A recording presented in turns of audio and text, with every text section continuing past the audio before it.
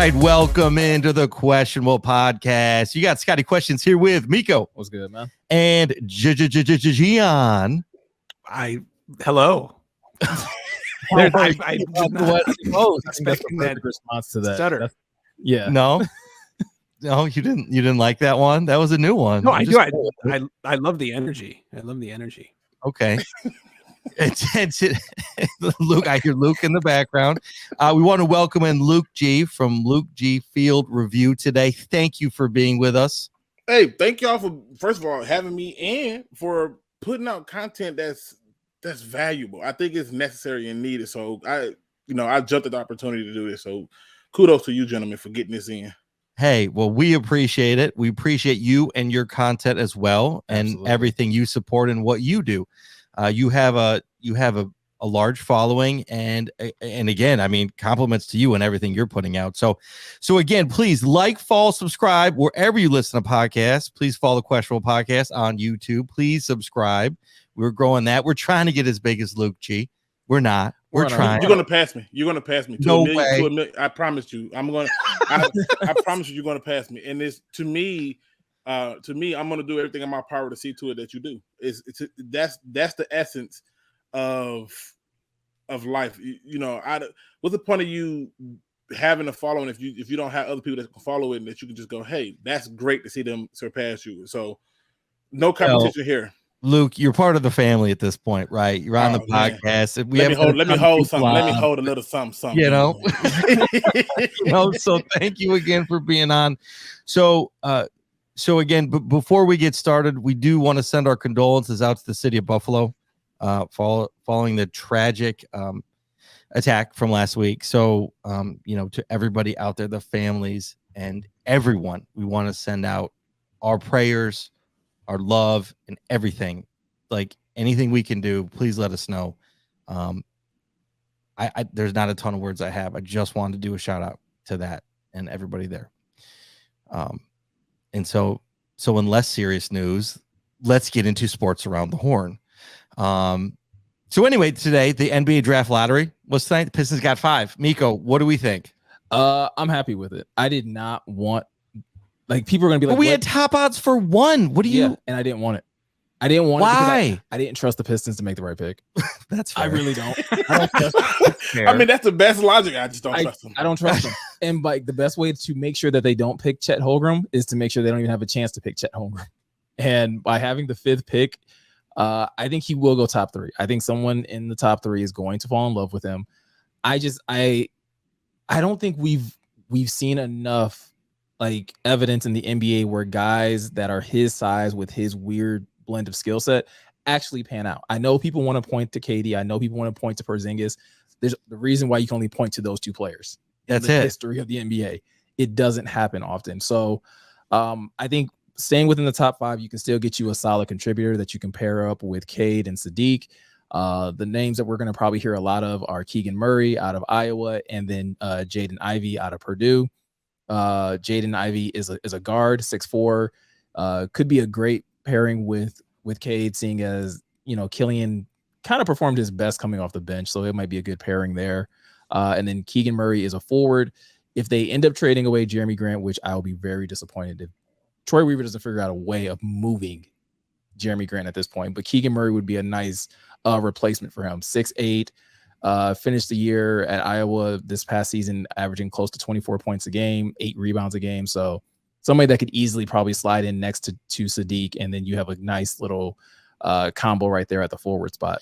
So basically, at number 5, you can't really mess it up. Yeah, I know you can mess it up. It's well, it's a business. I mean, it's been done before. Yeah. Well, but you have less of a chance, right? You don't have.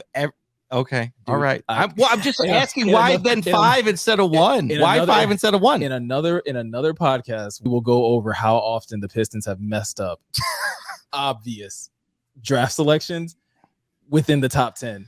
It happens. I don't think that's why we're still not good, though, right? But no, I like I said, I really just didn't trust the Pistons to make the right pick. I don't know if they would have picked Chet Holmgren. I would have loved it if they would have picked Jabari Smith. I just don't know if they would have made that pick. And so the best way to make sure that they don't completely screw up the pick is to not have it. Luke, do you have any comments on the Pistons getting 5? I mean, for me, I've always been one to say that again, I go with history, and I think one of the reasons why they haven't been good is because they haven't respected their history. Every time they were good, they respected their history. You look at the Bad Boys era and compare it to the Go to Work era, there were key components of both those teams, and that's our DNA to set it up. So when I look at us having the 5th pick and I'm watching us drop games, in my opinion, purposefully, I'm thinking to myself, I hope you don't get anything high, so you won't do this again, because you're cheating me, the fan.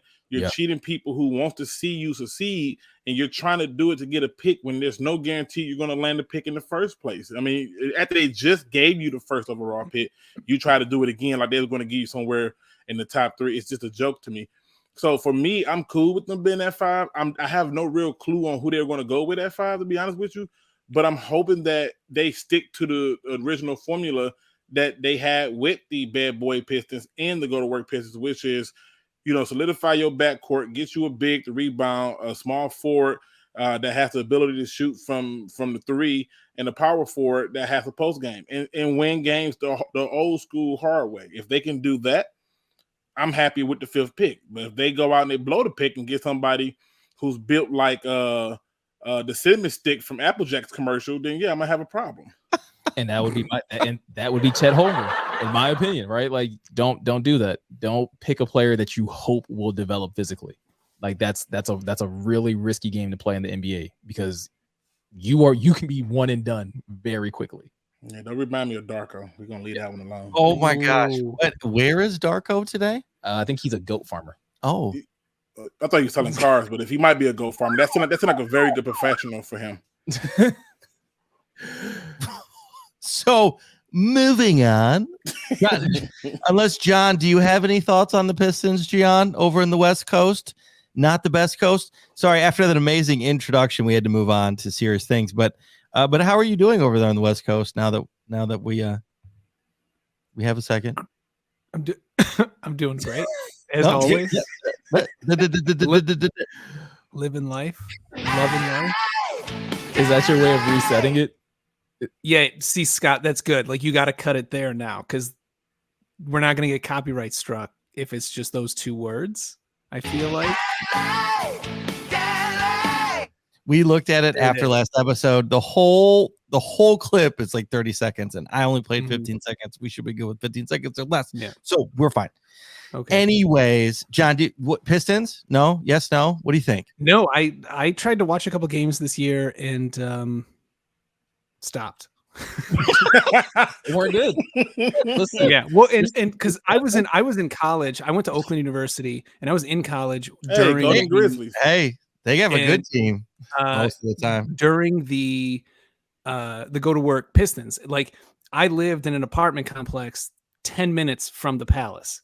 I went to a bunch of games, and I'll never forget that time. I'll never forget that era. It was so incredible. It was so fun to watch. And so like it might be unfair, but that's like my baseline. It's like my standard for Pistons fanship. So, which is very good and very high. So yeah, I mean, the world change. We'll talk to you in like 3 years. Then we'll talk to you in a couple years. If it takes I knew it would get Miko. I knew it would get him. Look at Miko. We're He's talking so about the mad. Pistons being competitive in 3 years. We have lost. Like, what? Sorry. It's something with this fan base in 3 years. Everything happens in threes. Red Wings, 3 years. Tigers, 3 years. Pistons, 3 years. Lions, 3 years. The only thing they don't want to give 3 years to are good head coaches. They wanted Jim Leland gone. Look what happened with that situation. Yeah. So it follows suit in every other genre. But it's something with 3 years that it does something to my spirit. Listen. Right. I was just trying to get a rise out of you guys. Listen, you worked. It worked. Wayne Casey better be fired by mid-season if that's the case. If they're that bad, I want Dwayne Casey fired before Christmas. I'm saying it right now. Okay, I'm with you. But let's move on to the mean potatoes here. The Lions. Let's go. I said the Lions won a game. So how many? So. That's my favorite song right now. That song is freaking amazing. It's funny. Unbelievable. It's so good. It's so much better than it has any. Luke, can we need to get whoever that is on the podcast. I don't know if you know. He's on YouTube. It's Yeah. I'm not YouTube. He's on YouTube, but it's on Facebook. God, what is his name? Right. We need to do apparel for him. Yeah. Yeah, he's That's the best track of last year. well, I Period. mean, he's a local rapper. I looked it up back when like the song first came out, and like he does like he makes actual music, and then he does like that every so often. Maybe he should work on the questionable intro. GMAT Cash. Yes. Yeah, G Mac Cat, that's his name. Waiting on Gian for so long. We have to make calls. Anyways, I made one. I did the chip tune. You didn't use it. Oh, good. Yes, we did use it. What are you talking about? On the outro. No, When everyone's just checked out. no, we used it. No, we didn't. we didn't use it at all. We used it on the outro, like John said. Oh, I thought we used it in the intro. No, because the intro is already created. Oh, yeah. Okay, sorry. You owe John an apology. I apologize. I don't remember. But I don't remember what happened yesterday. So I forgive Sorry. you. all right, can we jump into the Lions now? I think so. Yeah. All right, so like Scotty was trying to say, basically, yeah, we wanted to jump into the Lions. We didn't get to talk Lions at all last week. We went heavy on the Red Wings talk because obviously we wanted to give them a little bit of shine because obviously we talk a lot of Lions over here. But this past week, Lions had rookie mini camp, and I mean, from the sounds of it, I mean, I don't know about you guys, but I didn't expect anything bad to come out of this weekend at all. Like, so I think everything that we heard coming out of this weekend was pretty much par for the course. From Aidan Hutchinson, I mean, basically from the sounds of it, Aidan Hutchinson looks like what he was advertised to be. High motor guy, showing a good amount of bend and agility drills, showing heavy hands. For me, though, I think the biggest takeaway for me, and it wasn't even necessarily somebody that was on the field, but it was Jameson Williams' just like demeanor with the media, you know, a couple weeks removed from his intro press conference. Seeing him being all smiles, being high energy, showing like a complete 180 from the person that we saw again on his intro press conference. I mean, he got a good PR person, right? And a good agent. So that's a good thing. You have good people around you that say, hey, this is what the image looked like. And then they somehow tell you to tell people that you were just tired. That's why you wasn't excited on the day that you should be the most excited of your life. Good job. Kudos to them. I think he got hydrated. Money well spent. I would say he got hydrated because I am now convinced he was completely hungover. I don't. I've heard that. I've heard that a couple places. It's too different, right? Like people who are hungover. How are you not pumped when you just got drafted though? Because you were hammered the day before, and they put you on a flight. Then you should still be drunk, and you should still be like super pumped. Hold on. How do we know that he wasn't? You know how many times he asked people to repeat the question? I heard that. I mean, but it was loud though, in all fairness. But I can tell you this much: I don't want to make assumptions about was he drunk or not. I can tell you this much: I saw a video where it was him and it was Sauce Gardner, and they were working at a popular chicken joint, and you saw him way more excited for that than he was about to be a millionaire. So to me, you know, speculation wise is one thing. I can care less. You know, get in here and do something is what I'm looking at. And that's how I'm viewing it. Now, when it comes to the takeaway for the rookie mini camp, it's much of the same to me like the combine. Like they got on shorts with a helmet. Great. Like, you know, like I don't expect for there to be anything that's going to jump on and be like, oh, this guy's got great burst. You better have great burst. Nobody's trying to stop him. You know what I mean? Nobody's really trying to do anything. The mini camp is designed to work on technique, and I wish I heard more information about who is showing great strides in developing technique to do the things that they're doing. But instead, I got a bunch of guys in shorts with a lot of numbers and a lot of people who ride because they look fast in shorts. Okay, Luke, I have a question for you. How excited are you for Jameson Williams? How do you feel about that or that pick? If he starts day one, I'm very excited. If he doesn't play until November, I'm disappointed because for the last few years, all I have been hearing is Lions are always drafting hurt players, and now all of a sudden it's a receiver, and the fan base has lost its mind. But the reality is this: I can only get as excited as the fact that when it comes to Jameson Williams, I just don't think that we should be doing this thing of taking receivers in the first round anymore. Okay, I get that. Can you list off, and I don't mean to put you on the spot. No, you're good. Go ahead. Going to the players we've drafted that have been injured. I'm curious about that list. Oh, Calvin Johnson was hurt. You had Brandon Pettigrew was hurt. Yep. I'm trying to think who else they was coming in off of. Ryan Broyles came in. Broyles came in injured. Javid Bass was another one who was a concuss away. I think Titus Young. That was so bad. Javid Bass, quick story, because we do stalls, right? So I did a custom jersey of only on the back of his name instead of with his number. Oh, okay. It was so great. It was so great. And then he was done.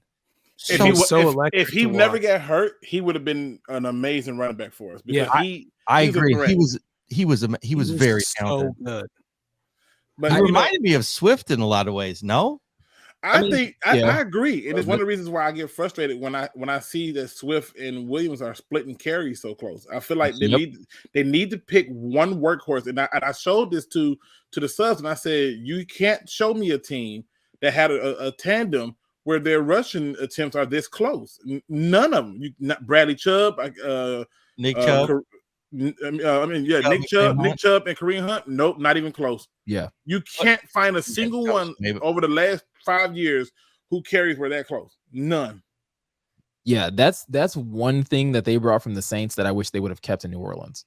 Yep. Is this weird splitting of the backs, because DeAndre needs way more touches than he gets. Yep.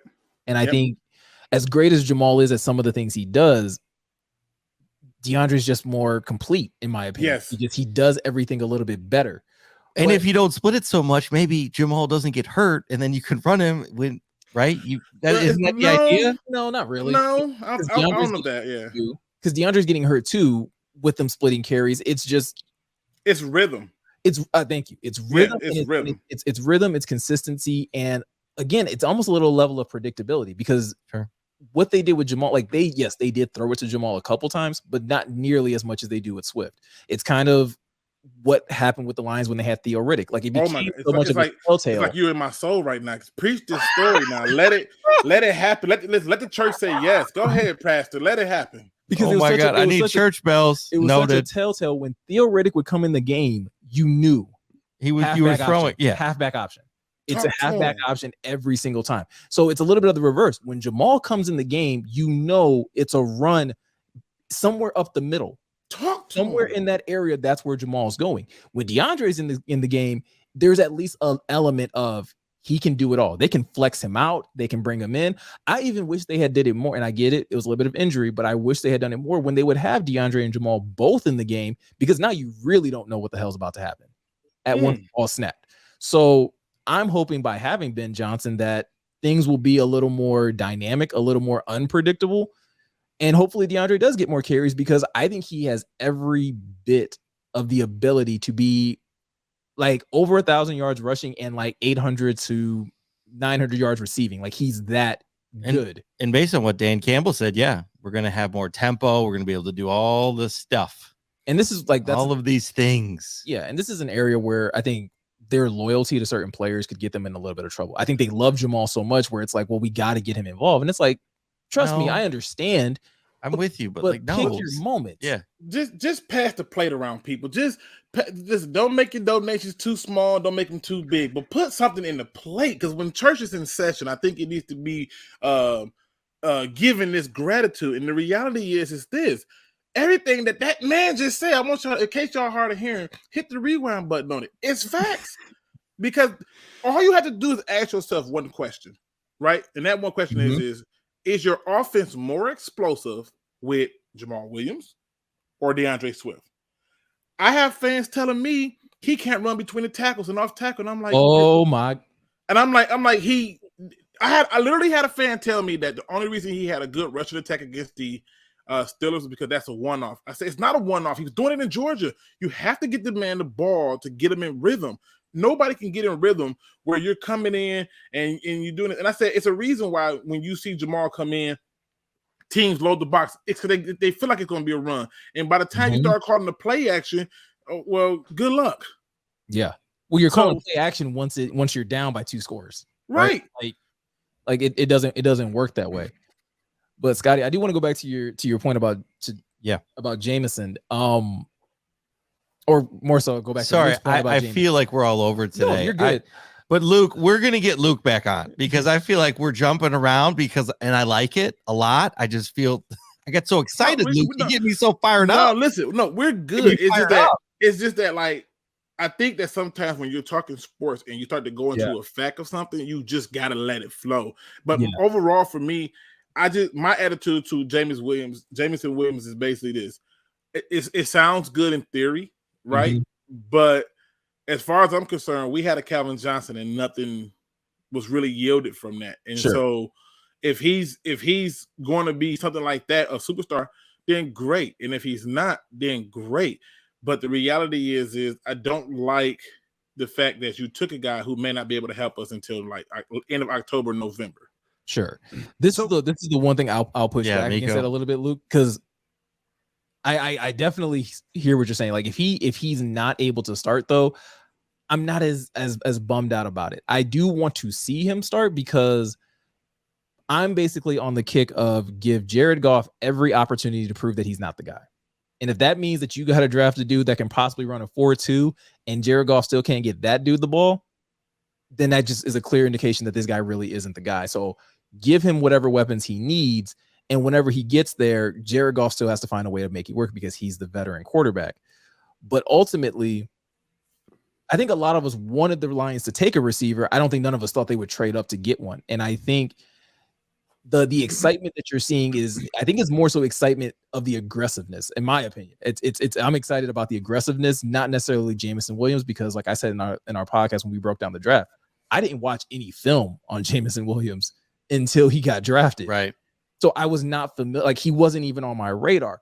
But for Brad Holmes to have that level of conviction and that level of like, no, I'm going to go up and commitment. Get my guy. The word I go to is commitment. He's committed to whatever they believe. I say conviction. Conviction, fine, conviction. But his conviction to go get him, he went and got him. Yeah. When was the last time a GM went and got somebody? I mean, well, when we had when we had Quinn Trisha here, right? It was Kerryon Johnson. Taking guys that shouldn't be drafted where they were drafted and another injured player. Yeah. Yep. Doing things like that. Now, well, I'm saying not dumb things, I guess is what. But I would like to qualify it. Yeah, let me qualify. I would say this though, like the injury, convicted to do smart things. The injury isn't as much of a concern to me, only because it's an ACL, and I just feel like in this age of the NFL that we're in, like it just happens. It's almost like it just feels like a thing that like most receivers are going to have to deal with at some point in time, and so. Not saying that he couldn't possibly re-injure it. I think that's why they're going to take it slow with him, but it isn't like a detriment to the pick. I think I would rather them have been that level of aggressive and made that pick than possibly sitting back and then taking somebody that maybe doesn't perform to the level of Jameson Williams once he's healthy. Do we know, is Alabama playing grass? I'm assuming their field is that like, I never even thought about it. I don't know. So, and the only reason I bring this up is because I've had 2 traumatic leg injuries. I've had a tib-fib fracture, infection, and then had a rupture of the other Achilles. And so they were both on grass. But what I saw with Jameson is his injury was on turf. And when I saw his knee lock up, it was a one thing like he's going to play on turf now. Like that is something mentally he's going to have to get over. I mean, the Lions field is turf. Mm-hmm. So I think he was wearing the wrong cleats. It was because he was used to playing on grass. Now, I don't know it for a fact, but I think Alabama plays on grass. So, they do. I just looked it up. Okay. Wasn't that their second game of the playoffs though? So hadn't he already played? It was the finals. Like that was so it's the championship game. Yeah. Yeah. So he had already played the game on that grass. Correct. But it was turf though. It wasn't in Alabama. No. What I'm saying is in the college playoffs, right. he had already played one. He already played on that turf. So I'm not sure that he probably had the wrong cleats on. I think it's like you said, like those ACL tears are freakish. It's just the way in which it happened. It looked a little tricky, and he's a skinnier guy, and I do just worry about that and him overcoming that. I think he can because he's so young, and I think to Miko's point, ACLs are not what ACLs used to be. It's not like an Achilles, Okudah's, if it was an Achilles, I would be like, you can't draft them. I mean, you can't draft them at that point. And so we can get into Okudah in a little bit. But anyway, I get there with this. I think he can overcome it. I think he's young enough, and I think he's talented enough and fast enough to even drop a half a step and be okay. But we'll see. Luke, what do you think? I just is he going to be ready week 1? I don't think he is. And if he's not ready week 1, then for me, who cares? Because now you have an opportunity to come off to a fast start and go up against some teams that you can really take advantage of early on, who's not going to know your defensive scheme. But by the time you get down to those later games when he's healthy, they'll know your defensive scheme. They'll know your offensive scheme. And now you're going to ask him to come out and not act like a rookie who's coming back from an injury and ball out. Okay. We need the people now for me. So I'm not mad that we get the receiver, but what I put it like this: too much is given, much is expected. And to me, to move up 20 spots, give away draft capital and stuff, I'm expecting you to come in and be a stud. And I don't want to hear you didn't have enough games. Well, there you go. So you qualified that for me. Now I'm there. To that point, took me a minute, Luke, but I'm with you. To that point, I have a question. Then in that same vein, then Luke, to piggyback off of that, which of the 2 first-round picks then are you expecting more from? For the totality of the season, like who do you feel like has to deliver more between Aidan and Jameson? Great question. Aidan, hands down. Okay, hands down, he has to. The closest to the ball, right? Yeah. And when you look at the history, most of the best perennial players end up with double-digit sacks in their rookie season, and the ones who don't end up with those double sacks, like the Myles Garretts and stuff, they've had double-digit sacks and quarterback pressures every year afterwards. So for me, he has to come in and do something to warrant that pick. He has to be the best player coming out since Charles Woodson, in my opinion. But keep in mind, if they took Kayvon Thibodeau, if they took Kyle Hamilton or George Collette, or whoever, I was going to put a high standard on them because I'm at a point now with this team where I'm no longer allowing them to just skate by. I have a high expectation. If you don't meet it, I'm going to make your product look like what it's supposed to look like. So out of those 2, it has to be him hands down because I just don't buy that he'll be ready by week 1. And I certainly don't buy that he'll be ready by October. I think he'll be playing by November. And I think that you probably could have capped your pick at 32 and traded it to somebody else and picked up extra seconds. Because one thing I can tell you is if you go over to the Minnesota Vikings YouTube channel, they got the behind the scenes on that draft, and they coach and general manager looked like they were ecstatic, and they talked about how there was no really high end to value talent here, and that's why they traded that pick to move back. They wanted more capital in those later rounds because they didn't believe that there was any really high end talent that was worthy of being taken at 12. And to me, that tells me that, you do those types of things when you believe that you can still get a good talent at another round. So, yeah. Luke, what do you think about Aidan? Do you think Aidan will hit that mark that you're asking? The 10 sacks? Yeah. I think he has to. Do I think he will? You think he will? No. Do you think he'll get close? I think he'll be close. If he gets 9, I'll forgive it. Right? Like I'll forgive it. But right, that's I guess what I'm asking. Like, I mean, I'm with you. He needs to really prove it 100%. But I'm just curious as to where you're at with it. It's just that I can't accept 7 sacks when Charles Harris gave us 7 sacks, and that he didn't even start day 1.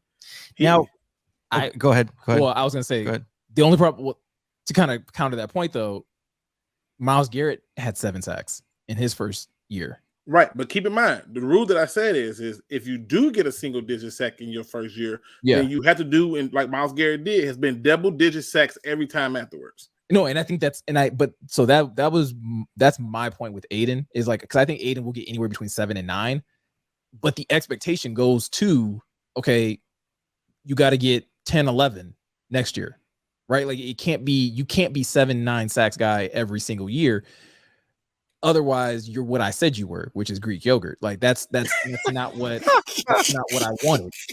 That's not what I wanted with the number 2 pick. You gonna have to refresh the people or the Greek yogurt. I just want just for the record, the Greek yogurt Yeah, for, Greek for yogurt. everybody else. Yeah, mean? yeah. Okay. For anybody who hasn't, for anybody that doesn't know, doesn't hurt my analogy. That like I believe that Aidan Hutchinson is a little bit of Greek yogurt. That some people love Greek yogurt and they love it by itself.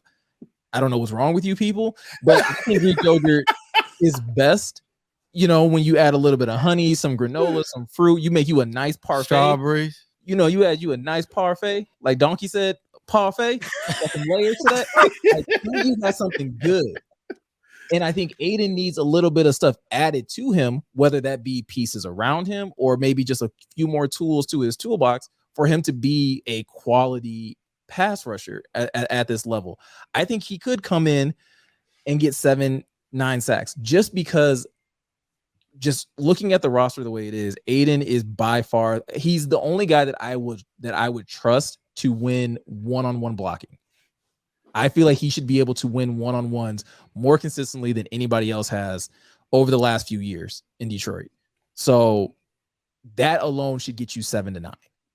And if you can't do that, if you're stuck at 5 and you turn out to be what Brad Holmes said, which is your Chris Long, we have made a mistake.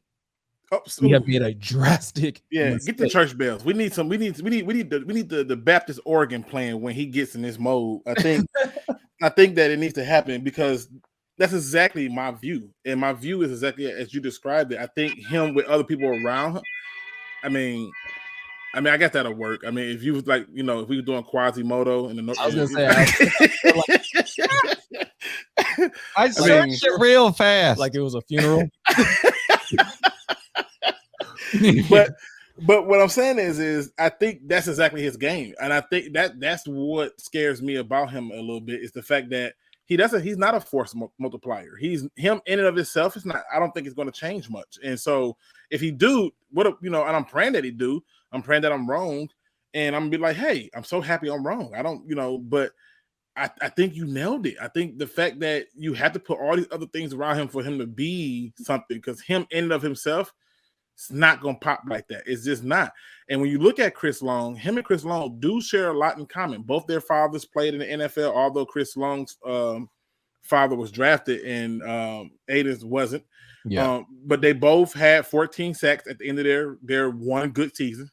Mm-hmm. They both were said to have high motor and be good effort and good kids and come from good backgrounds, right? Yeah. And they were somewhat talked about as hometown guys and stuff like that. So the other scary part is the same guy who took him was also on that staff when they took Chris Long. So again, you're right about that, where you say, hey, if he ends up being Chris Long, we got a problem. If he ends up, like you said, and to your point about the Greek yogurt, if you eat it plain, you're a savage. I'm sorry, it just is what it is. I'm with you. You need something in there. I don't care what the hell you put in there. Put something in there, right? But I agree with you. I think that what you were so spot on with that analogy. But I'm still sticking with my 10, and it's because of the 30-something players that I discovered in their rookie seasons who had 10+ sacks. And I can tell you right now, Aidan Hutchinson would be drafted higher than 30 of them, including people like Reggie White and Derek Thomas. Yikes. Okay. Go ahead. I'm real quick. I think that Aidan is going to be real quick. I think that Aidan is going to be the guy he might not have the 10 sacks, but I believe he'll be the guy that's going to get the sacks to help win the game. I feel like he's going to be. I love that. I love that. So I think I would like to, and we can revisit this, is to qualify his sacks potentially. If he doesn't hit 10, I would like to qualify if it's valid, if it matters. If it doesn't matter. But if his sacks come at the right time to win the game, to close the game out, like Aaron Donald did in the Super Bowl, like I feel like he's that type of a player. When it matters for the team, he'll do it. That's my gut. But anyway, John, go ahead. Sorry.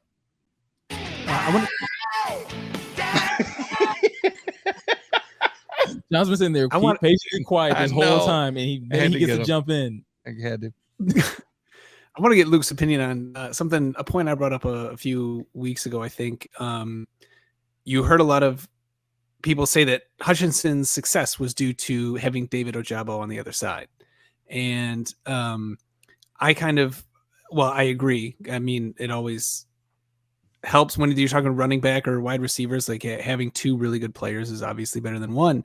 But I was wondering if, because you saw the episode. I was right there with Miko in not being very excited about Aidan Hutchinson. But what do you think about Hutchinson, like at the NFL level, being the David Ojabo? Like in college at U of M, like he was the most athletic. He was the biggest, strongest, fastest, whatever. And then David Ojabo had a great season because everyone was giving attention to Hutchinson. And now whether that's Pascal in the middle, Charles Harris on the other side, we can talk about Romeo later. Maybe Julian. I'm still of the mind that they're going to use Jared Davis as a pass rusher mainly. But he'll be an inside backer, 100%. What's that? It's what he'll be an inside backer. It's what they did before at Florida when it was him and Alex Anzalone. They were inside backers and they used them exclusively in that same way. And I think they're going to do the same thing. What makes him special is his ability to blitz and blow up the blockers. But he's going to be an inside backer. Yeah, he was. He was always at his best there. But so that's my point. Is like if Hutchinson can be like just that super high floor, in that on this D line, as you said, there's no studs, there's no Aaron Donald, there's no Myles Garrett. But is there anything to be said for just having an entire line whose floor is really high, so that at any given time you're gonna have to go one-on-one with them, and that someone's gonna get through? That's what the Seattle Seahawks did. They added a Cliff Averill and they already had a few other people, but for the most part, most people can't name that Legion of Boom off defensive line. Most people can't name them. And it's because of what the secondary and linebackers did that disguised it and hit. It was Cliff Averill, Michael Bennett, and then a bunch of like who's. Yeah, and so it has been that way for the longest. And again, I'm also a Seahawks fan as well as in a Tampa Bay Buccaneers fan. I've been that way my whole life. Yeah, I know. I just like the NFC. It wasn't always like that. It just dawned on me. But when you look at this defensive line, you talk about there's no studs. Aidan Hutchinson has to be that stud. And so, and if he's not going to be that stud, then we're still at the same place we were before we took him, which is we don't have any studs. And that's a scary place to be in. So in my opinion, do I see him being that type of guy who can do it? I think the potential is there for it to happen. The question is going to lie more in is he going to be able to make those plays that we would not otherwise get from, say, those not stud players that you talk about when it comes to Aidan Hutchinson. I just feel like, I feel like he's I think he's more closer to the Greek yogurt than he is to Dynamo. Like that's how I feel. I'm sorry. Yeah, I get it. No, well, I get it. I love the Dynamo. Danimals are so good, so good. Could you see them real quick? Just hypothetical. Could he be the start of the future of the defense, right, and be the captain of the future of the defense, and then they start drafting people like that? So no. Luke, you go first because go ahead. I have a go take ahead. on that. No, but go ahead. I'm just because we're rebuilding the team. Yeah. Right. Okay. He's the motor. He's the hometown guy. Right. So on and so forth. But where do you see him fitting in regards to leadership? That's my question. Yeah. Yeah. I think leadership comes from the head coach. And I know that it's cool to have leadership within the players and to have accountability in the players as a former player myself, right? Like it's cool to have that, right? I was a captain, I was a leader, right? Like that's dope. That's cool. But at the end of the day, the ultimate leadership comes from the coach. And when I look at him, I'm not taking a guy second overall to be a cheerleader. I'm not. That's not what your role is. I'm not looking for you to be that, because anybody can be made a captain. Hell, you are a captain right now, Scotty. There it is. It's done. Right. So at that point, I'm gonna say at that point. Well, I was captain most of my teams. It's okay. I'm just saying, but at that point, I'm just saying, like, thank you. If he ends up being a captain, and he's Rico's and, a captain. he's not producing. He's basically Kyle Van Der Bosch, right? Yeah. So that was my next question. So I said this a couple weeks ago. Go ahead, Miko. But I said this a couple weeks ago. Well, I was gonna say, is he like Kyle Van Der Bosch? Well, I think what he'll end up being like if he gets voted captain, because essentially he's top pick on the Lions. There's a very strong chance that he could get voted as captain, whether it's this season or next season. That's why I'm asking the question. But in my opinion, and this is not, I know somebody's going to probably see this and be like, oh, not only am I bashing him on the field, who cares, Miko? I am not bashing his character at all. What I am going to say is it would not surprise me, though, if Aidan Hutchinson never gets the captaincy for the Lions. I actually think the other defensive lineman that was drafted after him has a much better chance of getting that captain title. And again, it's one press conference, but I was we talked about rookie minicamp a little bit earlier. Something small that came out of rookie minicamp, but I was very impressed with is Josh Paschal in the way that he carries himself, in the way that he talks, in the way that he kind of commands a room. And it was one of those things where you're just like, dude, this guy has, like, when we praised Brad Holmes, or people were praising Brad Holmes for drafting guys that had leadership qualities. Of all the guys that I heard speak, that guy, he reminded me of Malik. That's what I loved in Malik, is the way in which he could. Malik Willis. That's the guy that, like, when Michael Brockers decides to hang it up, that's the guy that I wouldn't be surprised if we find out that he's leading the defensive line room, and that it's not Aidan. Sure. It's not a knock on Aidan. I just think Josh Paschal has a different level of leadership. If you guys remember when Jared Davis got in here, like, Jared Davis just had that thing when he first got drafted where it was just like, man, there's something about his level of just like the way he carries himself before Matt Patricia completely ripped his soul out of him. Oh my God, John loved Jared Davis. But like, he kind of just like had that swagger about him where you're just like, leadership comes easy to this guy. And I feel like that's the same thing with Josh Paschal, where I feel like leadership is going to come very easy to him in a way where maybe it'll allow Aidan to just be on the field guy, like Luke is saying, like, go out there and get sacks. Nobody's going to expect you to give the speech and be the rah-rah guy, to be the cheerleader. Go out there and perform. Allow Josh Paschal to be that guy. Yeah, I've even, it's weird. I swear it's almost like you in my head, but I've even said that my favorite pick is Paschal. And as much as I like to pick, I probably would do something different. But I even said that I think he's going to end up probably being the better pick of that draft. And if that happens, I'm going to tell you the truth. If that happens, I'm going to keep it 100. I'm going to tell every Michigan fan, please stop it. Please stop with this trying to bring every Michigan player here. From Devin Bush to Taco Charlton. Y'all have no clue how many times I have did film study and they want 4 or 5 people from freaking Michigan. I cannot. I cannot take it anymore. It's just the truth. So yeah, but you're right. I think Paschal could end up being that guy because I think what he brings to the table is so unique. And again, nobody's really hyping him up. They're all talking about Rodriguez like he's finna come in here and take somebody's spot. He's going to be on special teams. That's what he's going to take. He's going to run down there and try to make a tackle and cover on punts. That's what he's going to do. Oh, he's probably going to destroy somebody on punts. Like, he'll probably. Oh, yeah, dude. Yeah. but that's his role right now. And I'm seeing a lot of hype for him. Like, he's finna take over the linebacker spot. We got solid special teams. I mean, that can only help, right? Make it better. I wish it helped when some of them long passes and them kicks. I wish it would help when they were trying to block field goals. But like, no, to that point though, your point about Malcolm Rodriguez, like, there's a lot of guys, and I am excited about Malcolm Rodriguez. He was somebody that was getting like hyped up as like a late round guy that if you can develop him, like there are certain guys that are going to need developing. And Malcolm Rodriguez is that guy. James Houston is that guy. Chase Lucas is probably not that guy. He's not that guy at all for me. He's probably a guy that like will probably be off the team in a couple years because he's already 25. Like that guy is pretty much established as a player at this point.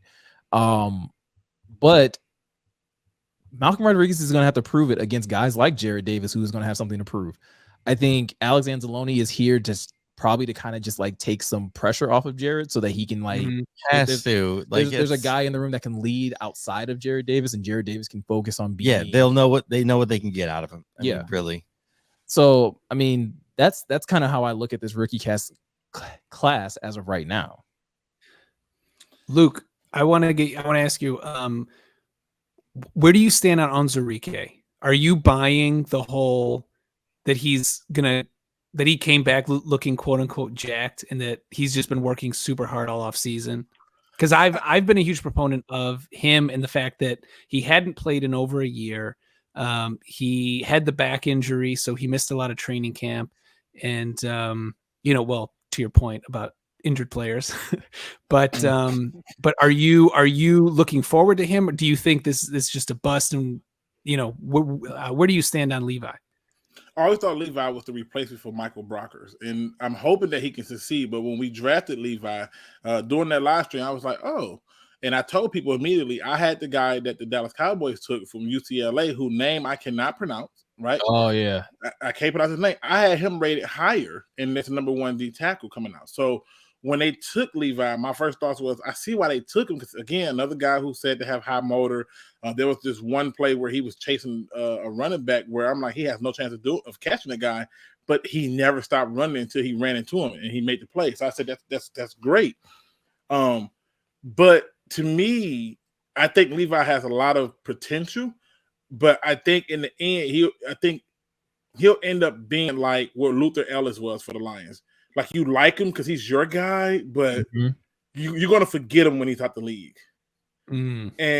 And that's how I see Levi. I think Levi, because to me, if the confidence level was high, I don't think they go DN, back to back like that. I don't think they, even though you went DN, receiver DN, I just don't think they're drafting another DN if they were confident that he's going to do it. In my opinion, I thought that was Brad Holmes' way of admitting, I might have made a mistake.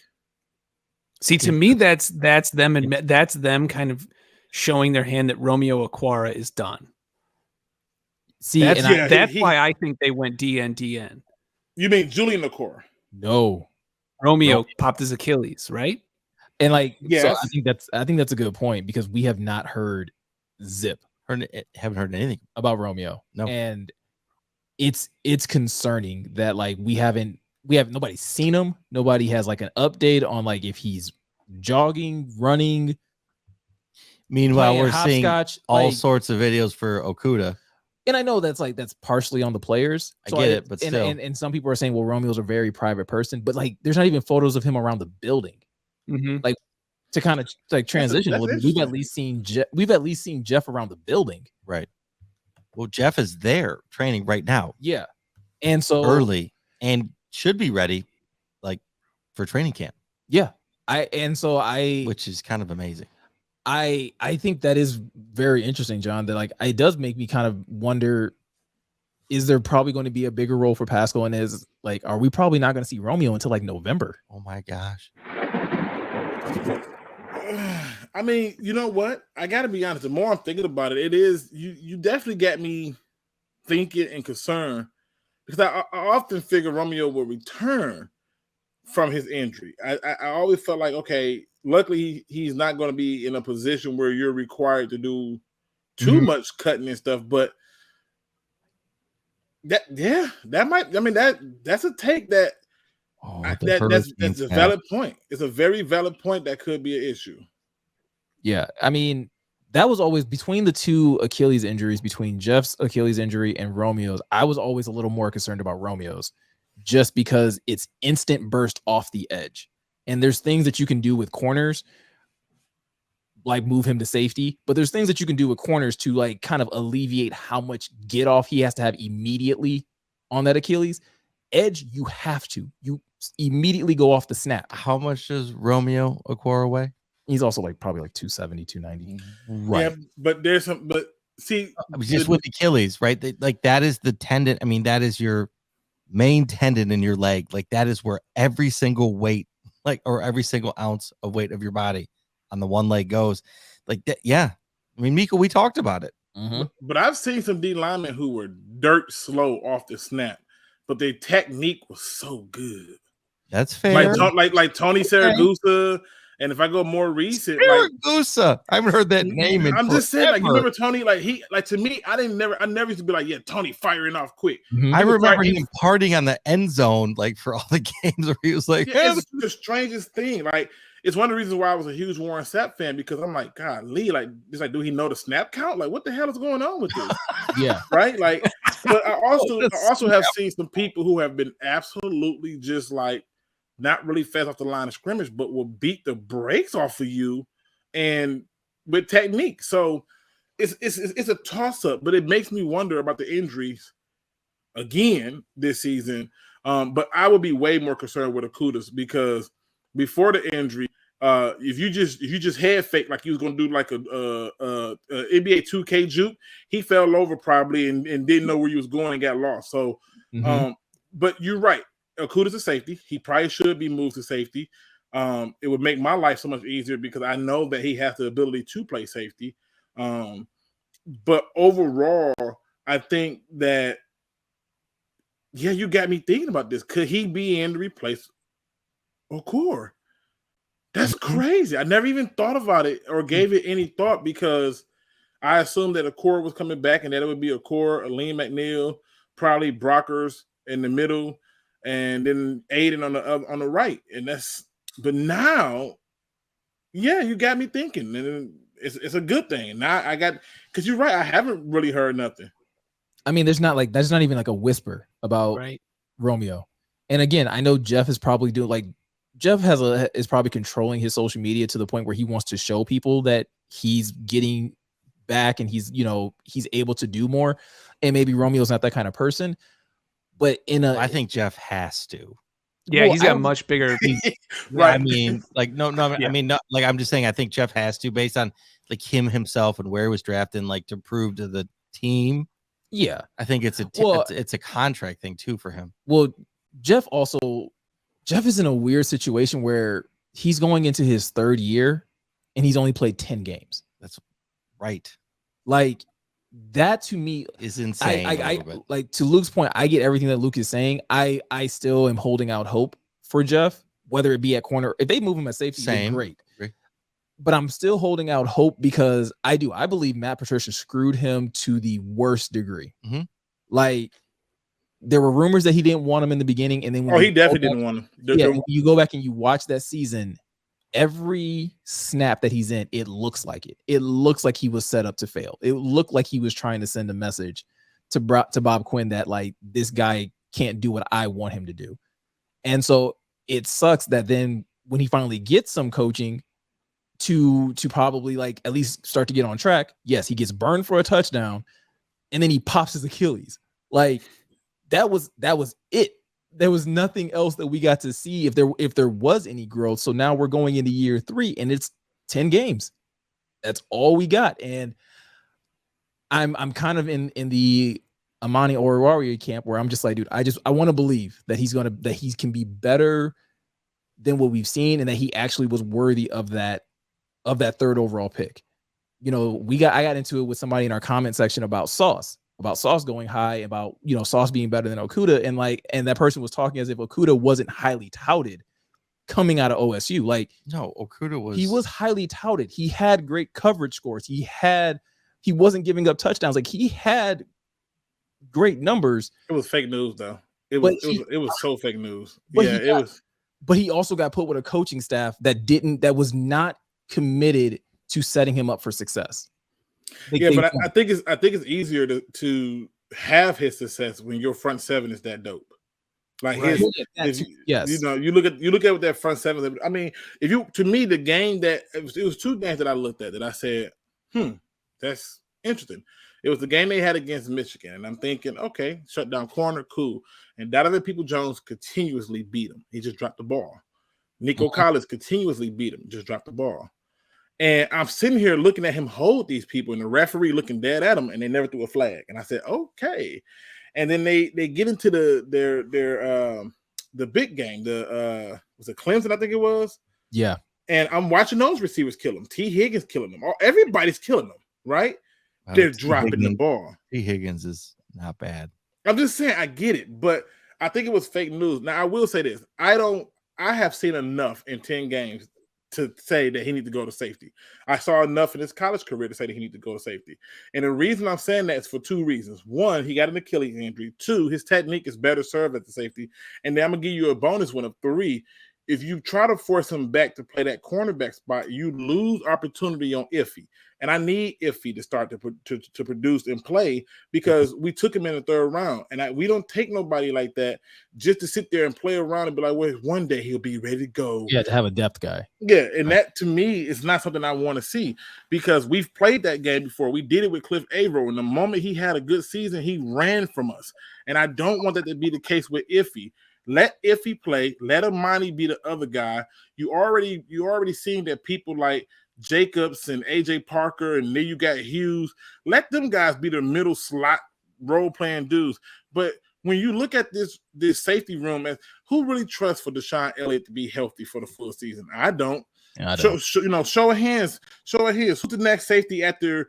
If Elliott goes down, when Elliott goes down, and you sit up there with Tracy Walker, who's the next safety? You want to tell me that's Kirby? Because in my opinion, Kirby is a free safety, which means you're going to now delegate Tracy Walker back to a position that Patricia put him to that he did not excel at, which is strong safety. Yeah. So I need for Okudah to go to safety because he has to work out there so he can at least still do what he do when it comes to tackling and stuff and the good instincts. Well, I was going to say, because he does. Because Jeff has great instincts and he does play the way the Lions play their safeties, where it's not really like they would rather play the 2 high and they kind of just alternate responsibilities. Jeff would fit perfectly because he can play deep and you can kind of protect him from, like you're saying, you can protect his Achilles and you can put him in position to basically read and react and make those plays deep so that you're not getting beat deep as much. Because I do think he had the Achilles injury. So I think he ran like a 4.3. No, he ran a 4.4. The official time, I believe, was 4.49. Okay, so he'll probably be like a 4.5, 4.6 ish area now with the Achilles injury. Let him play deep and let him play middle field and let Tracy kind of float and let Tracy be wherever he needs to be able to make plays. But I hope they set up Jeff to succeed, and if that means moving him to safety, then move him to safety. Because I have a hard time believing that he can't play in the league at all. Yeah, I'm not gonna say he can't play in the league. I'm just gonna say he needs to not look at move to safety as a bad thing. Glover Quinn went to safety, right? Right. In fact, all the goddamn safeties that the Patriots had were cornerbacks turned safety. McCourty, Tavon Wilson.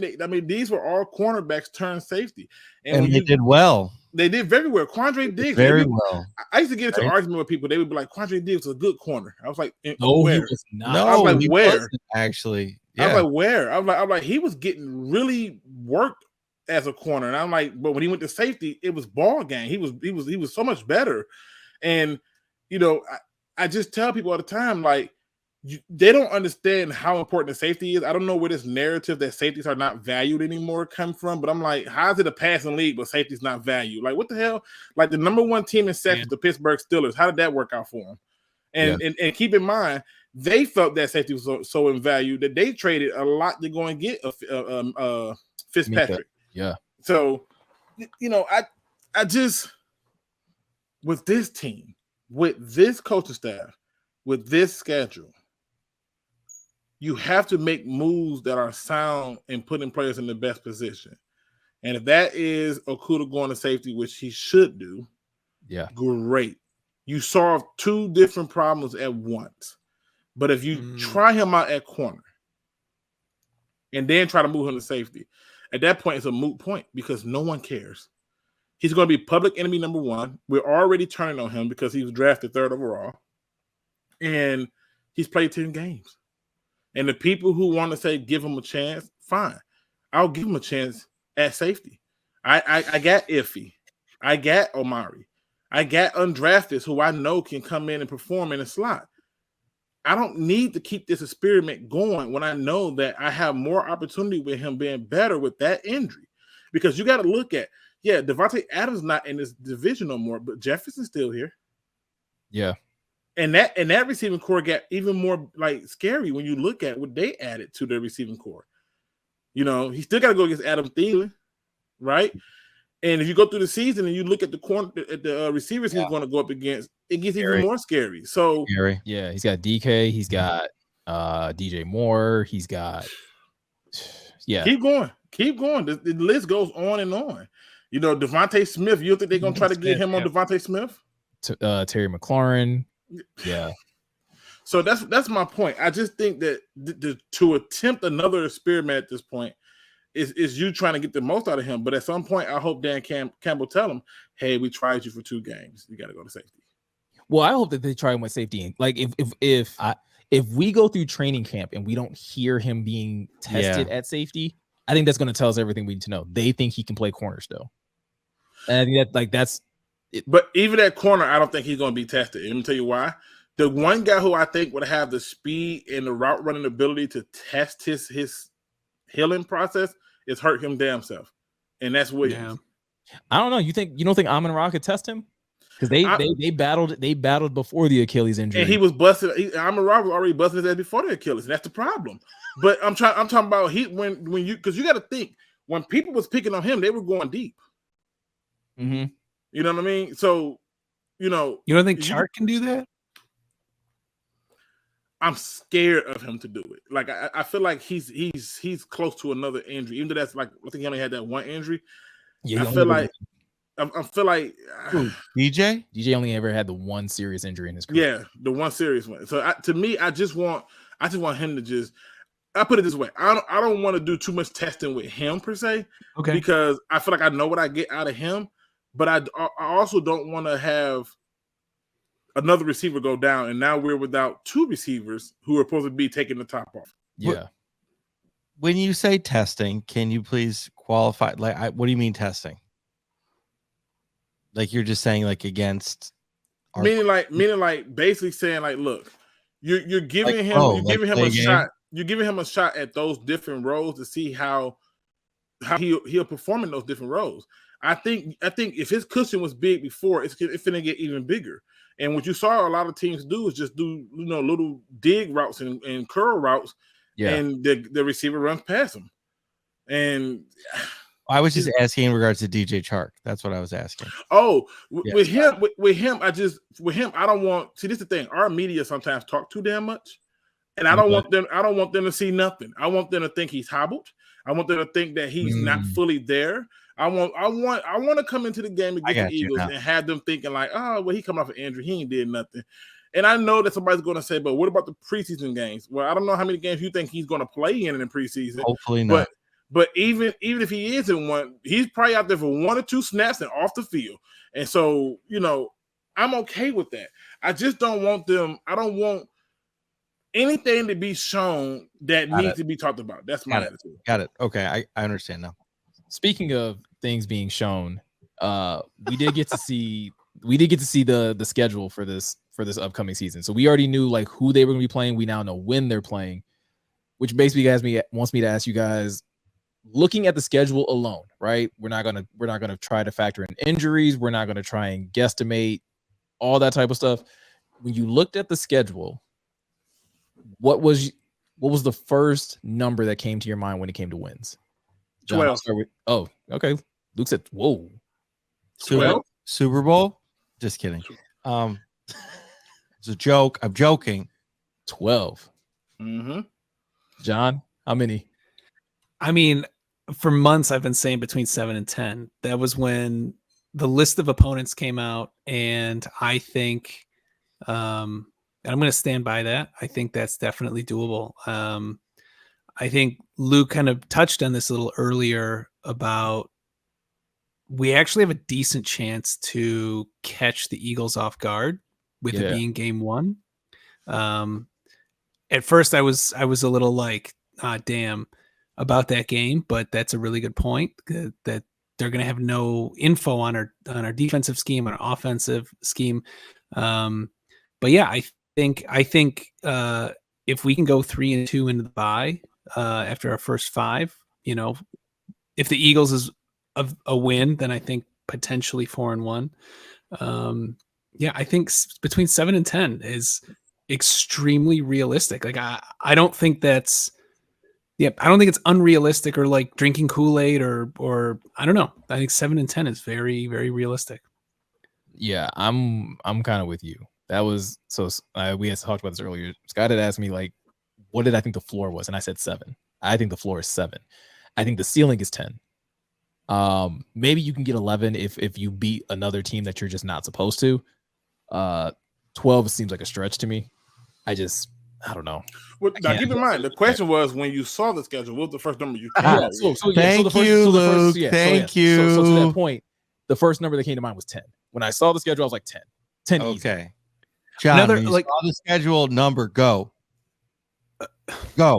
10. But like another thing, like along the same lines as the Eagles week 1 is we play the Cowboys coming off of the bye.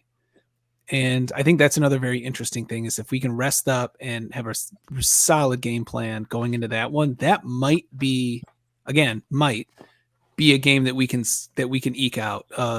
One that we like technically like shouldn't win, but could because we're coming off a bye.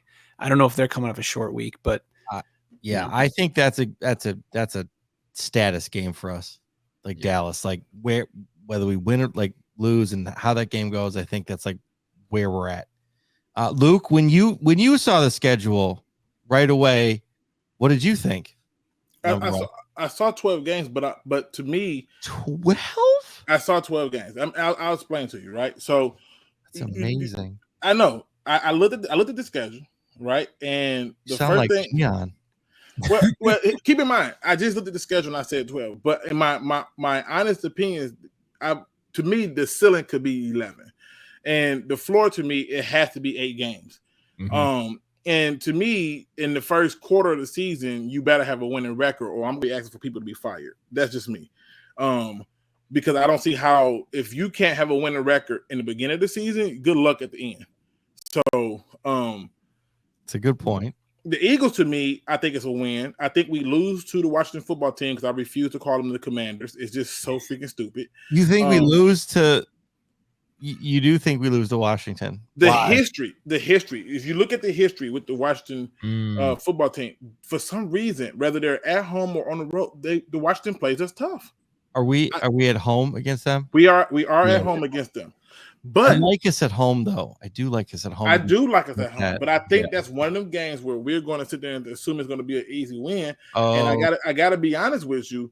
We don't do good against teams where we think we can win. That's a good point. And that's my thing. If they go in with that same mindset, we at home, we just came off a win against the Eagles, cool. But for the purpose of this, I'll say it's a loss.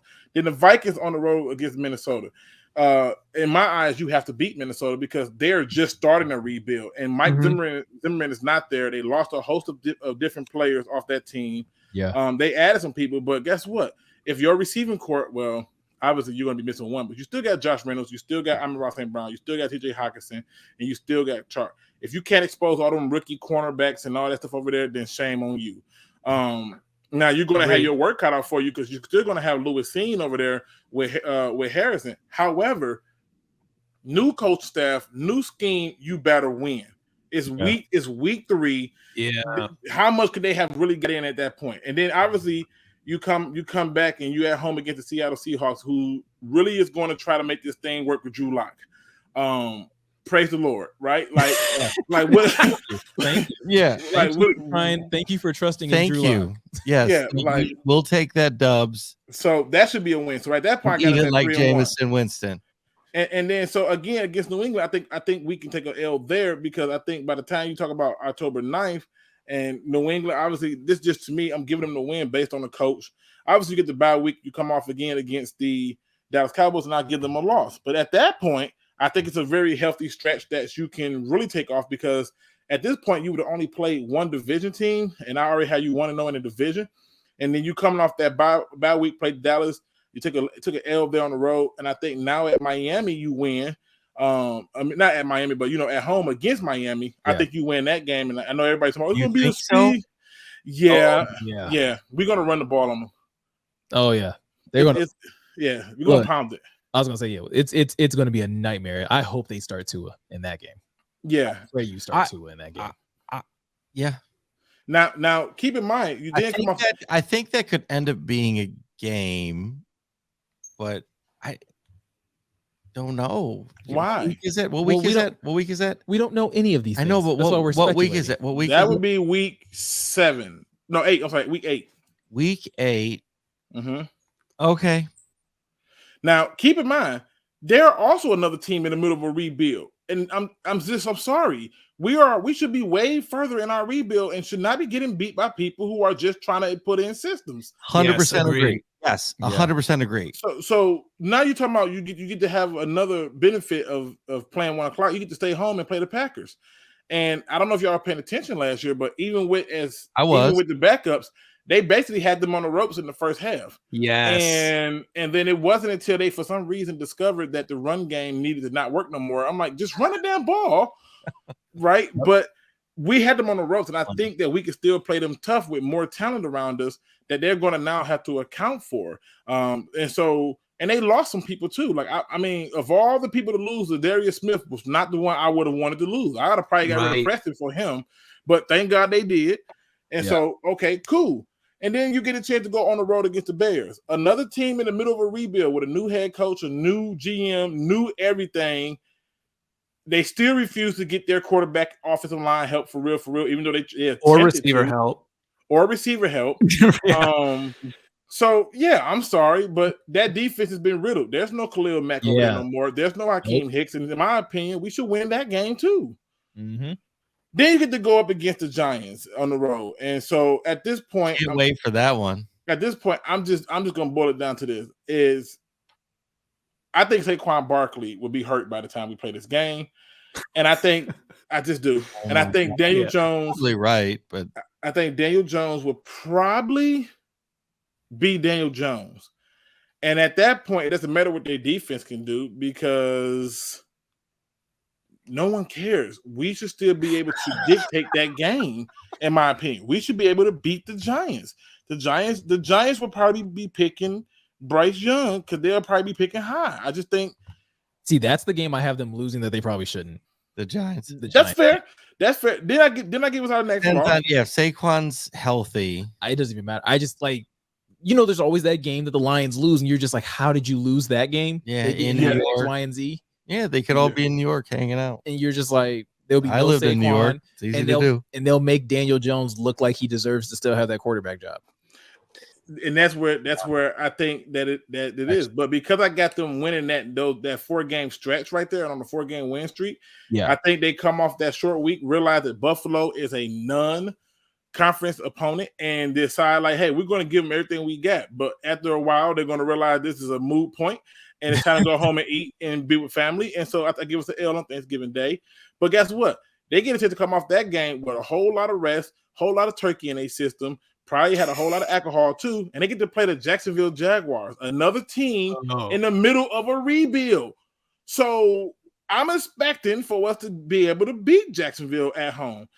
And then again, I would hope so. Yeah. See, and then again, you get Minnesota at home, but I think at this point, Minnesota figures it out, and they figure out what we're doing, and they get the win. But the Jets are in the same timeline as us with their rebuild with Robert Saleh. I don't know if Zach Wilson is going to be healthy through this far down the season. I'm hoping he is. I think he's a good prospect. But let's be honest. It's the Jets. It's the Jets. You're going to be playing in December, and I honestly tell you this. It's not like the Jets have weather that they won't have a chance to practice in. Like, this is Michigan. Yeah. Tomorrow is supposed to be like 60-something degrees, and about 4 minutes after that, it'll be 87. It doesn't matter. So, to me, I think we beat the Jets. And then you get to play the Panthers, who head coach will be fired by this point. That's their gift to the fans, because that's a Christmas Eve game. That's their gift to the fans. So he's fired. So you should win that. I think we sweep the Bears. That's another win. And the Packers sitting up there probably with a chance already locked up on the season for the division. I mean, they did it last year. They're not going to play them for too long, and they're going to rest their players. And they got another win for us. And that's how I came to that 12. Now, if the Packers are sitting there with an opportunity to do more or clinch something, take that as an L. And that's how I get to my 11. Yeah. No, and like I said, I think hard to argue against. Yeah, I was gonna say 10 is easy for me to get to. 11, like I said, you're beating basically, yeah, like it's beating the Vikings probably one more time than I have them beating them, because I just think that it's just something stupid about the Vikings, and I just think Justin Jefferson loves playing the Lions, and I just kind of expect him to put up 200 yards every time. If you put a Okudah at corner, he'd get 350. Yeah, but I also there's one game that you have them winning that I have them losing, and there's another game you have them losing that I have them winning. I have them losing to the Eagles, like game 1. Okay. I listen here. I would love for them to come out and get their get back, because what happened last year was embarrassing. Like you need to at least put up a fight, and I think they'll at least put up a fight. But I wouldn't be surprised if they end up losing that game again. And it'll be quarterback play for me. Like, I think that's what it'll come down to. I think quarterback play will once again kind of tank us against the Eagles. Goff might have a game. The game that I have them winning, though, that you have them losing, is the Patriots game. I don't know how many of these guys are left over from the Quinn Trisha age, but I think there's going to be enough guys on that team that are going to be like, hell no, we ain't losing to the Patriots. I mean, I think Romeo was one of them. Julian is one of them. John Pennicini is one of them. One of them. Listen here, I would blitz Jeff Okudah all game. That's how much I'd be like, we are going to make sure Matt Patricia knows we don't we I mean, if I'm Dan Campbell, yeah, I do whatever I can to rub it in their face, to be like, I'd go straight. Remember the Titans. Yeah, every single blitz all game. Leave nothing. That's amazing. Like that's the game that I have them. That's the game that I have them. Like Matt Patricia, like Bill Belichick's gonna be looking at Matt Patricia and be like, "This is your fault." Lions are gonna hang. Like I would love for the Lions to hang 40 on them. And if that happens, that would be amazing. But if that happens, you still have them in a winning record column. Oh yeah. If they lose that opening day, that's a nail in the coffin for my head coach. That's one nail, because we have not had when's the last time we won an opening day game? It's been listen. We didn't win any under Trisha, so no, we were up against were we up against the Jets and then totally fell apart. We don't talk about that. We don't talk about that. We don't talk about that was the biggest catfish game of a regime. I was like, this is amazing. Oh, we're horrible. I mean, but if you think about it, even that game, when they lost that game to a rookie coach, and they stayed that way under Patricia's reign the entire time. But I'm saying, so bad. I don't even want to get into it. I went to the opening game under Dan Campbell, and I'm telling you, I got so ticked off because they kept handing the ball off to Jamal Williams, and I'm like, do y'all not see that Swift is killing them? And they just wouldn't give him the ball. And then there was obviously for some reason, like, again, I'm one of the people who do not blame Anthony Lynn for what happened with that offense. I think what happened with that offense was 100% Jared Goff just playing safe and trying not to mess up, because, and plus I knew the reason Anthony Lynn left is because he felt that DeAndre Swift should be the starter, and the Deuce Staley and they just love Jamal. They love Jamal Williams. They love him. And so that's the disconnect there. When you're the coordinator and you don't have a voice, I can see how that could be an issue. But I went to that opening game and I was discussing at one, how much it was like red jerseys in there. And two, I was just mad at the fact that I'm like, y'all just had to play at the end the way y'all should have played at the beginning, which y'all could have did. And the difference was y'all were running the ball more. And that's the difference. So, and also Anthony Lynn coming from Herbert to Goff, he's probably like, no, I'm all set. Yeah. I've seen what I needed to see with Goff. Like, I don't think he thought he could win with Goff either. Now, I will tell you this. I'll stand by this to this day, and I don't care who thinks this is negative or what. If the Lions have a losing record, like, say, 1-5, going into the bye week, fire Dan Campbell. That is not acceptable. My standards as a fan has went up. The greatest thing that could have ever happened was Bob Quinn saying 9-7 ain't good enough. That's right. Yeah. I'm not settling for less. And it was, though. I mean, it was like and that's why he got fired. He couldn't hold to his own truth. But I held on to that. And obviously we played 17 games. And just to kind of go back on the Aidan Hutchinson thing, for the people who say 10 sacks is too much, it's only a half a sack a game. So put that in perspective. Yeah. Wait, say that again. Say it again, Luke. For the people who think that 10 sacks is too much for Aidan Hutchinson, it's only a half a sack a game. He can literally just accidentally fall over and have somebody fall on him and get a half a sack. Like, yeah, all he has to do is like team up with somebody, high five somebody at the quarterback. That's it. And you get half of that. That's all you get. So that's a good point. I'm just saying that's how it should be. That's why my expectations is high for my draft picks and it's high for my players. I mean, I don't know if it's hard. I can't really argue that, right? I mean, if they start 1-5, I mean, like, I think the only excuse I would give Dan Campbell if they start 1-5 is if Jared Goff gets hurt week 1. Because then I can understand how you went 1-5. But then to me, but that's his fault though. But then it's on Holmes. Why do we not have a backup? So then it's not why I'm looking at the GM. Yes, it's about Miko. Yes, so not on the coach. Yeah, but that's on the GM. Why do we not have a backup? I would be jumping for joy because then I know, we're about to be terrible. We're about to draft a quarterback. Oh my gosh, we're about to draft a quarterback this year. Yeah, I would be. Listen. And then, especially if he's hurt, I don't got to talk about Jared Goff for the rest of the year. Well, I could get the crash, sound effect back up. I was going to play it earlier. No, we wouldn't even acknowledge him. Luke, we had a car crash effect for Goff. It was great. I mean, the idea of the Tele2 tapes is true, but I think that is the Tele2 tapes is true because they started running the ball.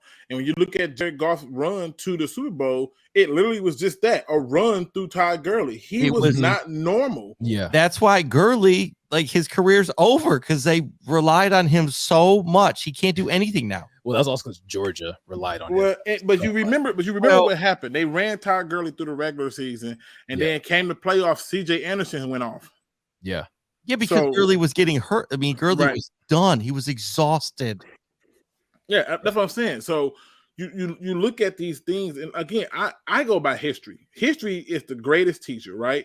Like I people don't understand it, but I say this all the time. I thank the person who walked into the volcano trying to figure out what it is and burnt the hell up. Thank you for telling me that it's hot as hell. I thank the people who love to go swimming in the deep ends of the ocean to let me know that there are things down there with little bitty lights on it that's trying to draw you in and snatch off your face. Thank you for discovering that.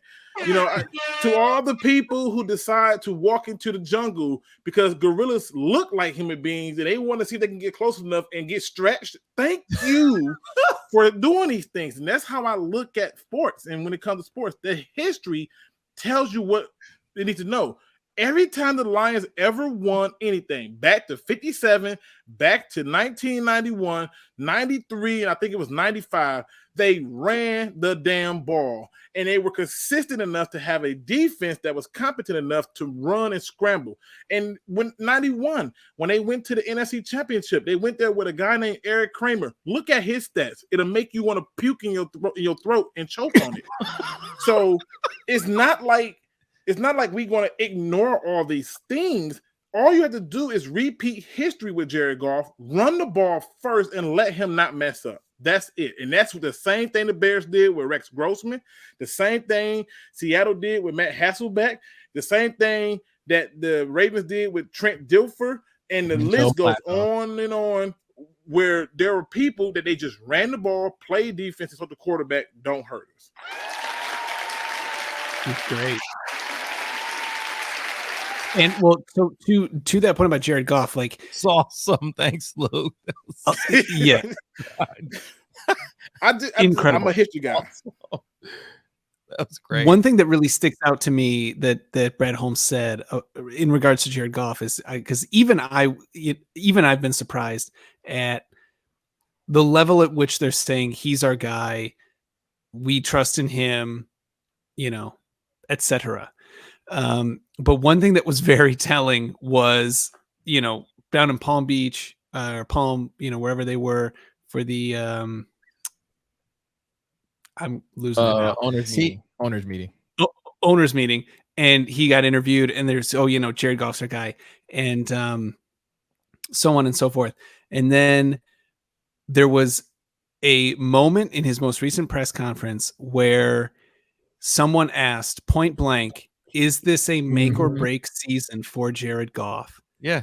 And Brad Holmes said, he gave the most dad answer ever. He goes, I'm not ready to say it's a make or break season, But Jared has been given the tools he needs to succeed. Thank you. And that's all I can he ask said. for. That's all I can ask for. And Right? if that's saying that's not answering the question yes or no, but then putting a big fat exclamation mark. It's answering the question. No, yes, with a huge exclamation mark. Just I think like that just shows that needs to deliver because Brad Holmes. We did not draft another quarterback. Yeah. We did not put any pressure on him. There's nobody else. You're the guy. Deliver. Mm-hmm. Here are your toys. But I believe it's bigger than just getting them some receivers. I do. I think when you look at it, a lot of times, but he got to run the ball.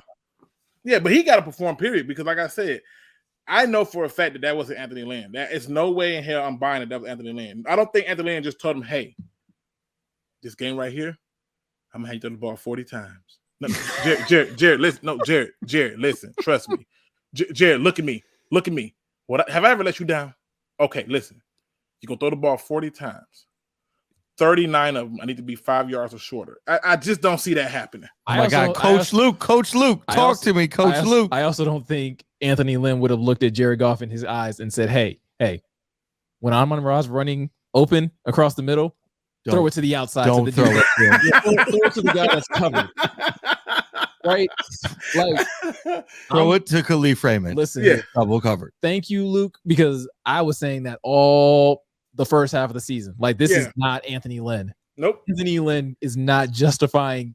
Anthony Lynn did not tell Jared Goff to spin out backside into the pressure. That was nobody. That's my point, though, with Anthony Lynn being like, "I'm all set. I'm all set here." Like he went from Herbert to Goff. Like, come on. I mean, I do think there was, but that was something that we were concerned about when Anthony Lynn came on. We thought it could be a positive, right? Former head coach with a first-time head coach, but it turned out to be a little bit of contention, right? They butted heads on some philosophy, and that's fine in year one. But now you have your guy. You hired Ben Johnson. You promoted Ben Johnson. Let's see what Ben can do. I'm excited. Hey, I'm excited to see who's going to call plays. I think Dan still calls the play. I think him and Ben Johnson come up with the game plan.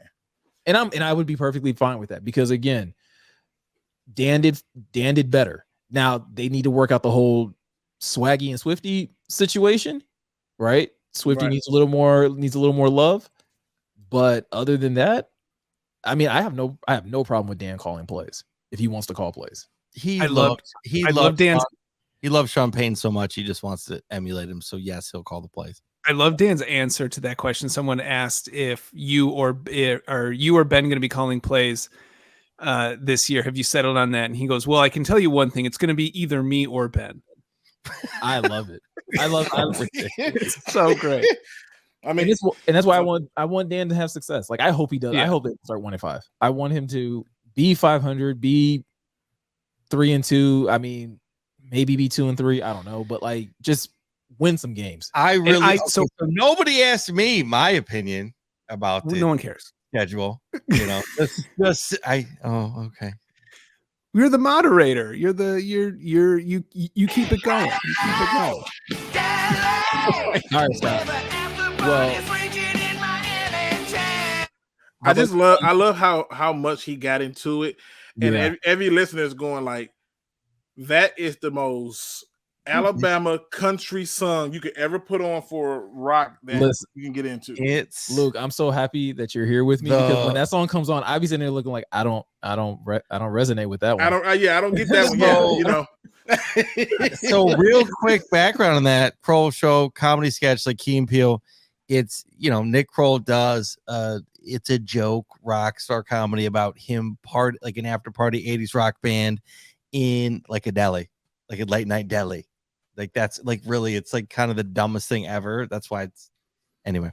Listen, Key and Peele have moments where they're funny. I've used clips from there when he's doing the Aaron, and I'm like, yo, it's like, this is absolutely funny. Hey, Quellen. Yeah, nice. and when I did the video for Jared Davis' Elite, I started the video off with Jared Davis' Elite, and then I did the scene where he was like, "Did I stutter?" And I was like, "Yeah." I showed why I think he's an elite player, and I just think that Patricia made everybody look bad. Nobody can tell me who looked good under Patricia, Right. So That's just the facts of it. Yeah. All right, so Yeah. Scotty, give us your season prediction. Okay, so anyway, so we can get up out of here. 6 to 8. 6 to 8. 6 to 8. I'm saying I'm with Vegas right now in like 6 games. I mean, they have to win 6 games. That's my floor.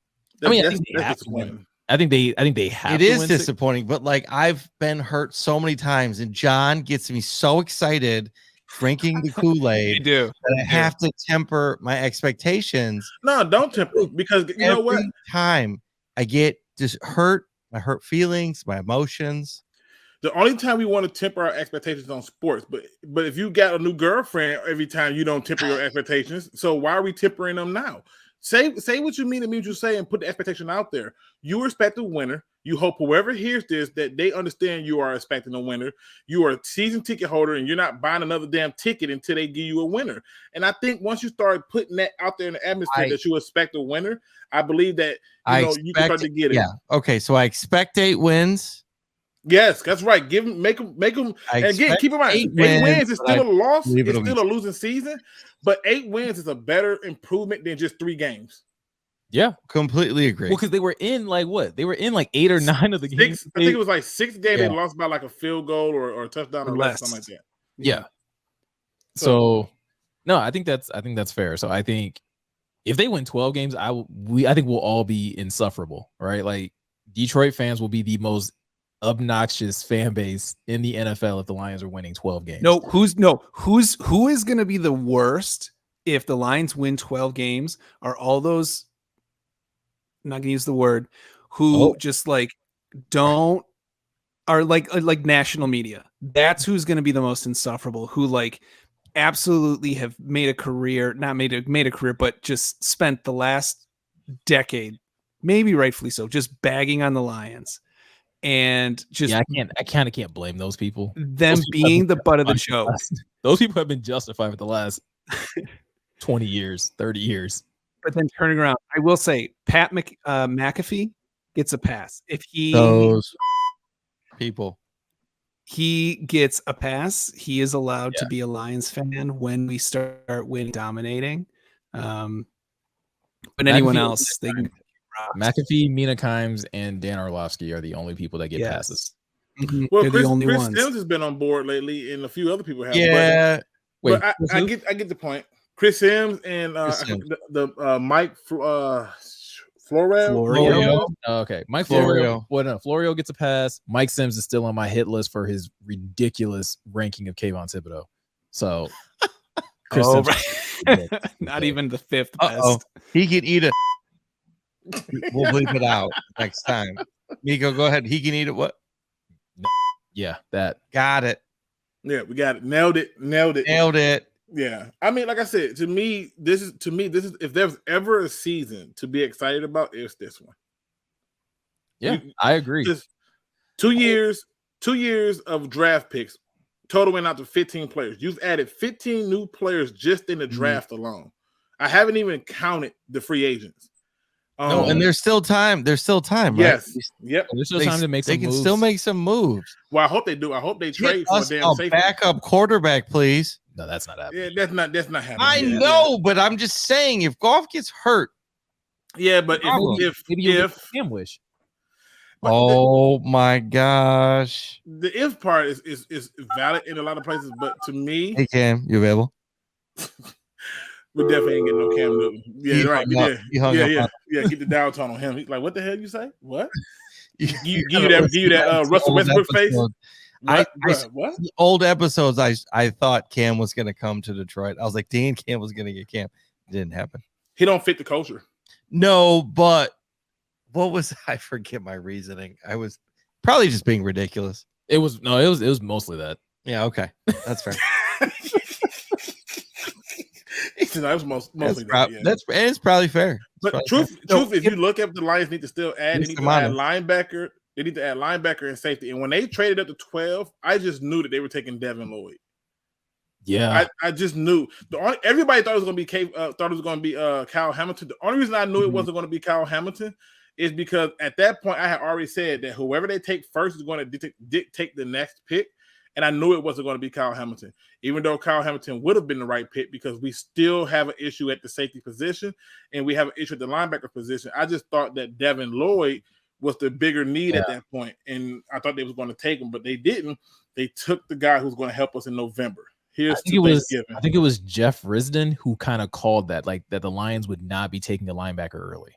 And he was who said that he said that he had got word that they're not taking a linebacker within the first three rounds or first 2 days. So I was like, what? No way that's going to be true.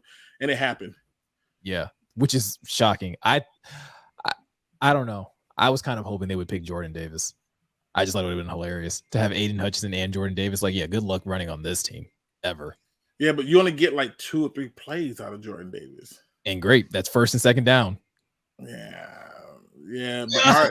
do something on third and long. Because that's where we're losing these games are on crucial downs. If you look at most of the losses we had, the Ravens, all those close games and stuff, they were on crucial downs. And you look at one of our best wins, we were winning the crucial downs on defense.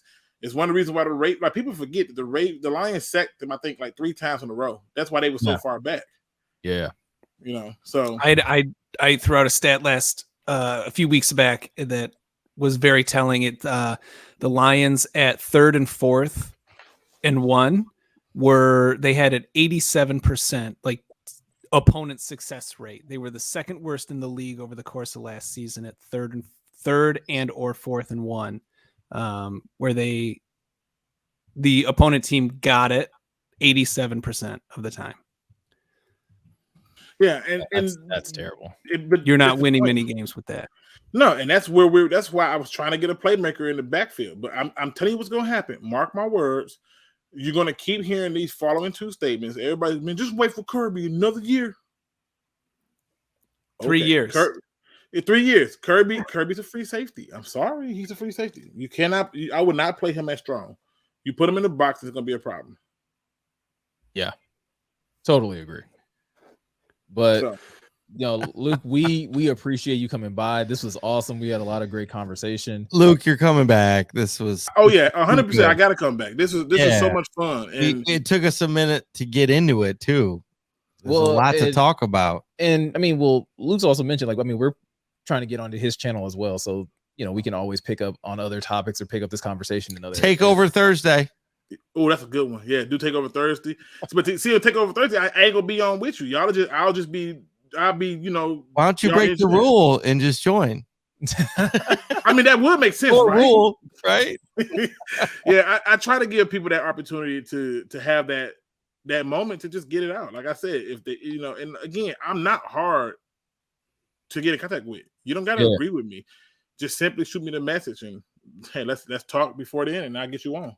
Well, we're talking, and we'll be on. Yeah, we'll work out a day and a time so that hopefully all 3 of us can be on there at the same time. And if we got a pre-record, I'm cool with that too. It's just no problem. Trust me. All right, man. I'll make it work. Luke, that was awesome. We got a couple gems from you tonight. I mean, I may have to make some, little sound effects from some of your comments. Yeah, a lot of times people say like, "Oh, you just trying to be different." I'm like, no, y'all don't follow history. No. You ever heard that quote? Those who fail to learn from history are destined to repeat it. That's the truth. That is life. Yes, that's the truth. And so, like I said, it's tragic that these things happen, but we learn from tragedy, right? At one point, like, have you ever seen the first car seats for children? Yeah, they were shopping carts. Well, they didn't have car seats for children forever. No. So you look at the tragedy. They went from no car seats to what looked like fucking shopping carts, and then they went from shopping carts to more better designs. And so you keep seeing. And remember, back in the day, the cars didn't have power steering. That's why they added power steering, because most people could not control the vehicle, and so. You start to see all these little things that happen in tragedy, right? Before then, guns were just simply guns that you put a trigger on. When safety, what the hell is that? Now they found that some guns need safety, some guns need different things. And so for me, all guns need safety.